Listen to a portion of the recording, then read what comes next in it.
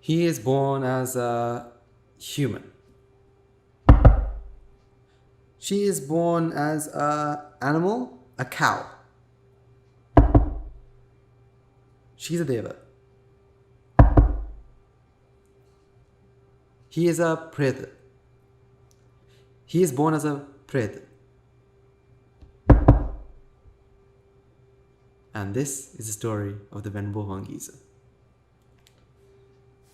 So our story begins 2,500 years back in time, in the time of the Gautama Supreme Buddha, in a rich Brahmin family, in the city of the beautiful Rajagaha, was born a baby boy. Now his parents wanted him to learn, and so they educated him, and he loved learning. As he grew older, he started to learn the 3 Vedas and excelled in each and every one of them. He was smart, he was intelligent, and he was knowledgeable. If anyone asked him any question, he could give an answer. He didn't find anything difficult. Everything he learned really quickly. And so one day, he went to his teacher and asked his teacher, "Excuse me, sir, can you teach me something new?" And so his teacher thought about it and decided to teach something called Java Sisa Mata, which was a mantra which not many people knew about. When I meant not many, it was one of the rarest mantras back in those days. And so his teacher taught, WANGEESA listened, WANGEESA learned, and WANGEESA mastered. But it was very interesting. What he did was, he took a skull of a dead body, gave it a knock. After knocking on its skull, he was able to tell where he or she was reborn after he or she had died. So it was a talent that was extremely rare. And so you can imagine, he went and showed his friends, and his friends were amazed. And his friends would bring him skulls, and he would tell them exactly where their relatives, their ancestors, their predecessors were born. He would say, this one's an animal, this one's a preta, this one's a gandhabba, this one's someone born in Avicii, this one's born in Niraya, this one's born as a deva in this world, this one's born as a brahma. And he was knocking and telling people where their relatives were. Soon, his friends were really excited that their best friend, WANGEESA, could do all this. And so, WANGEESA decided to go out to the world and show the world his skills, his powers. And so he dressed up like a hermit, grew his hair, grew a beard, put on a robe, and he went out. He went through the city of Rajagaha, started knocking on some skulls, and told the people what they wanted to know. And soon, very soon, people started to line up for miles and miles just to meet WANGEESA, just to hear where their relatives, ancestors, their predecessors were after they died. Soon, people used to give money, a lot of money. Within days, he became really rich, could buy whatever he wanted, but he wasn't satisfied. He wanted more. Soon, he started to travel from town to town, knocking on some skulls, telling them where their relatives were, getting a lot of money, and left to the next one, to the next town, the next city. Soon he had followers, disciples following him all around, trying to learn from him. And he wasn't greedy. He wasn't someone who would say, "No, I'm the only one who knows this, I'm not going to teach anyone." He decided to teach anyone who asked, but he kept going around city to city. His students used to carry a cart full of his items, full of his stuff, around with him. They'll go to one town, knock on a few skulls, get a lot of money, go to the next town. Knock on a few skulls, get a lot of money, next one, go to a massive city, knock on a few skulls, and his students would spread the message far and wide, saying, the great WANGEESA can tell you where your relatives were after they have died. Whether they're deities, whether they're animals, whether they're Brahmins, He can tell you exactly where they are. He can tell you their names. He can tell you where they are. Soon, every city, every town knew his name. He was the gossip. He was the news of the areas. You see, WANGEESA didn't do it for the money. Even though he earned a lot, he didn't do it for the money. He did it for the pride. Now everyone knows my name. Everyone knows. When they say WANGEESA, oh my God, isn't that the person who's able to tell my grandfather was born as this, my grandmother was born like this, my child died and he's born like this? He was the hot news of the towns, of the cities. And he was a traveler, traveled from town to town, city to city. Soon he was so fortunate to enter the beautiful city of Savatthi. So he went through the gates. His students started to go ahead of him, spreading the message, spreading the news of the arrival of the great WANGEESA. So early in the morning, these students went out to spread the news, and they saw these people clad in white pure clothes, carrying beautiful flowers, oil lamps, and even baskets of food. And they're going somewhere. They looked at their hands and saw, wait, there's no skulls? That means they're not going to our teacher WANGEESA. So where are they going? And so they went to a large group of people and asked, excuse me, sir, madam, where are you all going? My dear friend, we're going to see the Buddha. We're going to offer alms to the Buddha. And WANGEESA's disciples started to laugh. Why are you going to see the Buddha? Who is he? Whereas our teacher could knock on a skull and tell you where this person was born after he had died, after she had died. Can your Buddha do that? Well, our Buddha is the supreme one. He's the omniscient one. He knows everything. But I bet he can't do what our teacher does, our teacher WANGEESA. And soon there was a massive argument. Finally, they came to agreement. Fine. We'll bring our teacher to see your teacher. We'll bring the most greatest WANGEESA to see the so-called supreme, omniscient, so-called Buddha. And we'll finally see who is greater. And just like they promised, the next morning, they brought WANGEESA to the Buddha. And WANGEESA could see on the right-hand side of the Buddha, there were 5 skulls. 5 skulls laying on the floor. And immediately WANGEESA thought, this may be easier than I thought. I can show them. I can show who's greater, who knows more. So the Buddha asked WANGEESA, WANGEESA, you can see to my right-hand side there are 5 skulls. Can you please tell me where these people are now reborn as? Now you can imagine WANGEESA having a massive smile on his face, walking with confidence because this is what he did in many years of his life. He went to the first skull. This human died and was reborn in the Nirya. Easy. And the Buddha said, Sadhu, sadhu. Next skull.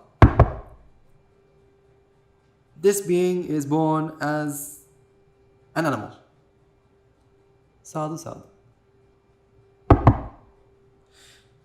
This human being died and he was reborn as a human being. Sadhu, sadhu. This human died and he was reborn as a deva. Sadhu, sadhu. And he came to the final skull.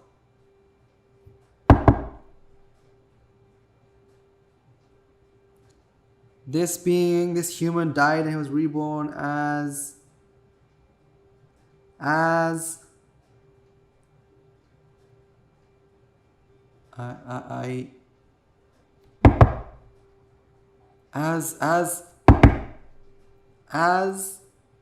no. I've got nothing.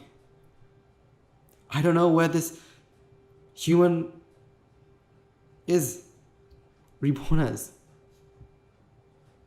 I don't know. As the Buddha pointed out, so Wangeesa, are you telling me that you don't know where this human is currently? No, Venerable Sir, I don't. Excuse me, Venerable Sir?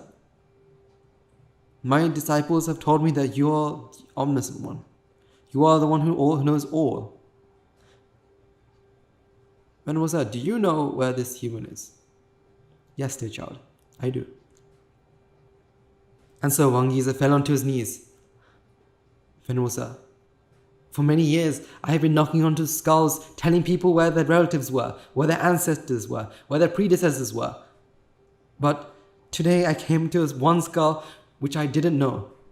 I don't know where he's born as, and you do. Venerable Sir, please, can you tell me and teach me the full teaching? Because it's obvious that you know. I want to know what you know. So the Buddha replied, very well, I shall tell you. I shall tell you not only where this person is, but I shall tell you the way to find out. I will tell you the answers to all your questions. But, unfortunately, I cannot tell you like this. You cannot learn while you are lay. You have to ordain. You have to come and join the Buddhist ministry. So Wangeesa went back to his disciples. He wasn't ashamed. He wasn't ashamed that he didn't know something. Instead, he was determined to find out. So he gathered his disciples and said, my disciples, tomorrow, early in the morning, I'm going to leave. I'm going to ordain. And I will listen. I will learn. I will exceed. I will excel. And then, I promise you all, I will come back and teach it to all of you and show the world. And so, just like he promised, early in the morning, he disappeared and went to the monastery, Jetavanaharama, where the Buddha appointed his preceptor as the Venerable Nidrodhakapa to ordain him. He appointed his teacher, and finally, he started preaching to him and gave him a karmasthana for him to contemplate, telling him, practice this, contemplate on this day and night for as much as possible, and you will find the answer to your question. And if, after you complete what I've asked you to do, you have any other questions, I promise you, I will give you the answers. So the Venerable Wangeesa started to contemplate and contemplate and contemplate. You see, the Venerable Wangeesa was very intelligent. Not only was he intelligent, but a good student. And not only was he a good student, he was very meritorious. You see, far back, 100,000 eons ago, the time of the Buddha Padumuttara, he was born in a rich family in Hansavati, where he saw the title of the foremost among monks to know where beings were born. Seeing that, he applauded with joy, he applauded with respect, saying sadhu, sadhu, sadhu. And he did merits, determined to get that position. You see, if you've been to an arcade before, one of the most famous games in arcades are the slot machines, where you pull a lever and you have to match the 3 fruit. It happens by chance. You see, we have these 3 drums rolling while we're in samsara. When we start to do merits, the likelihood for these fruits to match start to become higher. The more merit we do, the more likely it is. You see, when Wangeesa made the determination, he made it more likely for the fruit to match. As he was pitting his perfections, as he was doing more merits through his previous lives, he was making more likely. And finally, when he was given the karmasthana, and when he was contemplating the karmasthana, these drums started to stop.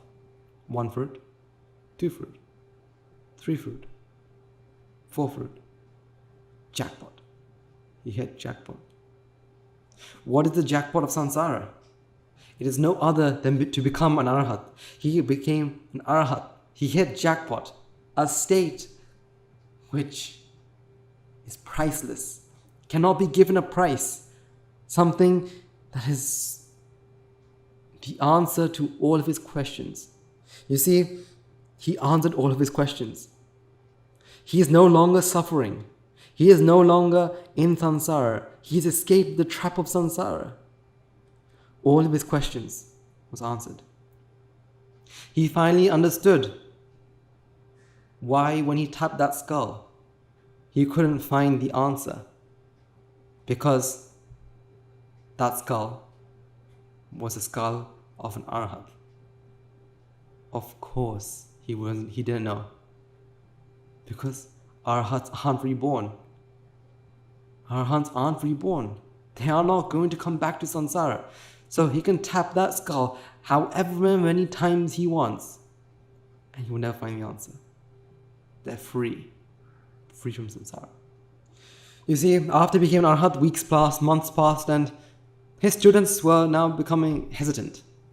It's been a couple of months now, and our teacher hasn't come back yet. What's happened to him? He said he was going to come back after he understood, and it would take only a couple of days, but it's now taken months. And so they all get together and decide to go and see their teacher.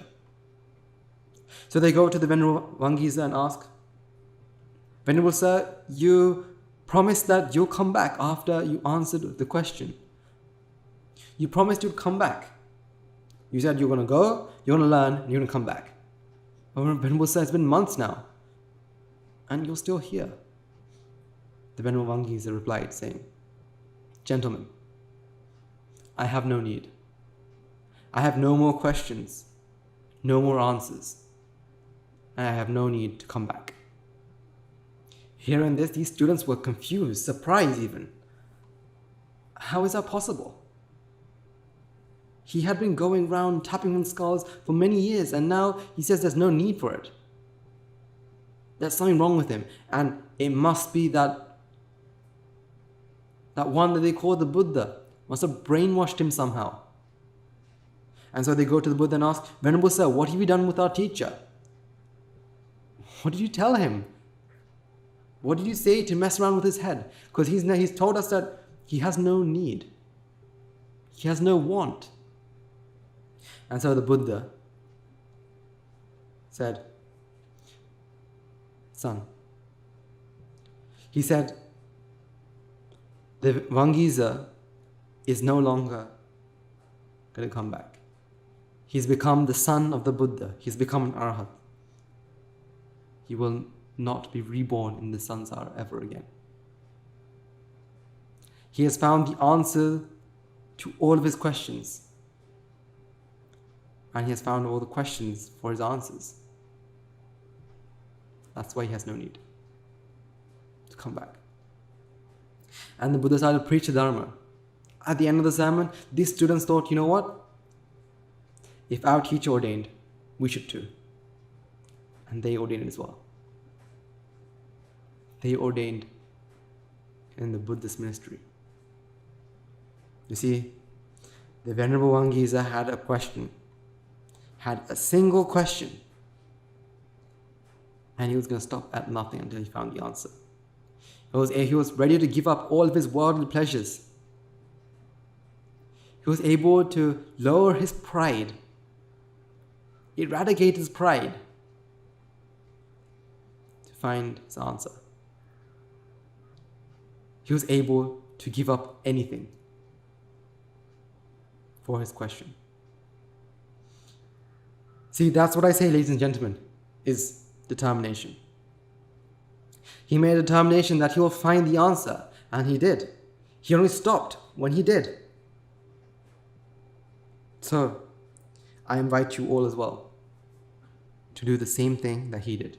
If you make a determination, if you have some question that you want answered, stop at nothing. Sacrifice everything. Stop at nothing until you find the answer.